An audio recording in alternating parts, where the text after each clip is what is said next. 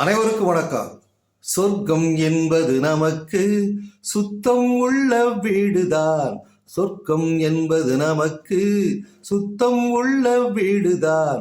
சுத்தம் என்பதை மறந்தால் நாளும் குப்பை மேடுதான்.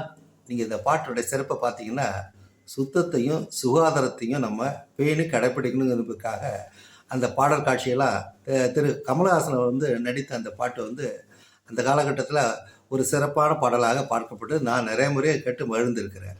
அந்த வகையில் ஒரு நாடு இருக்குது, சுத்தத்துக்கும் சுகாதாரத்துக்கும் பேர் பெற்ற ஒரு நாடு. அதை அடிப்படையாக கொண்டு ஒரு பாட்டை எழுதியிருந்தார் இஎம் அனிபா அவர்கள் பாடியிருப்பார். சின்னஞ்சிறு எழில் நாடு சிந்தனையில் உயர் நாடு அப்படின்னு சிங்கப்பூரை பற்றி அந்த பாட்டு இருக்கும். நான் கூட அந்த முழுமையாக அந்த பாடலை பாடி பதிவு பண்ணியிருக்கிறேன் கடந்த வருடம்.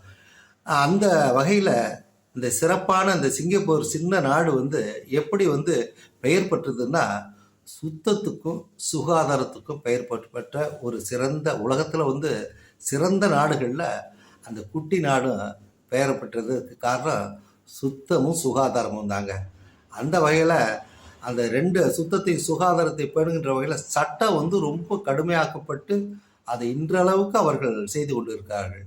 எனவே சுத்தத்துக்கும் சுகாதாரத்துக்கும் பேர் போன அந்த சிங்கப்பூரை நினைத்து பார்க்கின்றேன். ஏன்னா நானும் பல முறை சென்று வந்திருக்கிறேன், நீங்களும் சென்று வந்திருப்பீர்கள்.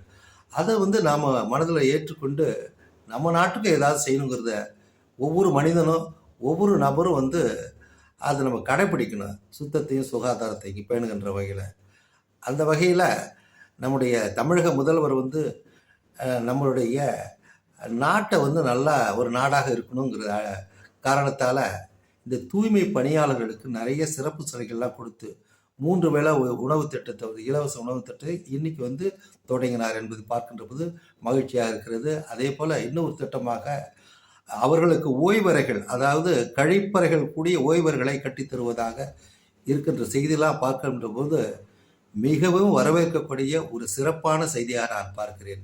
இன்றைய செய்தியில் இதுதான் எனக்கு சிறப்பான செய்தியாக தென்பட்டது. எனவே முதல்வருடைய திட்டம் ஒவ்வொரு திட்டமும் அண்மைகாலமாக நல்ல திட்டங்களை அவர் செய்து கொண்டு இருக்கிறார் என்பதை பார்க்கின்ற பொழுது மகிழ்ச்சியாக இருக்கிறது. நன்றி, வணக்கம்.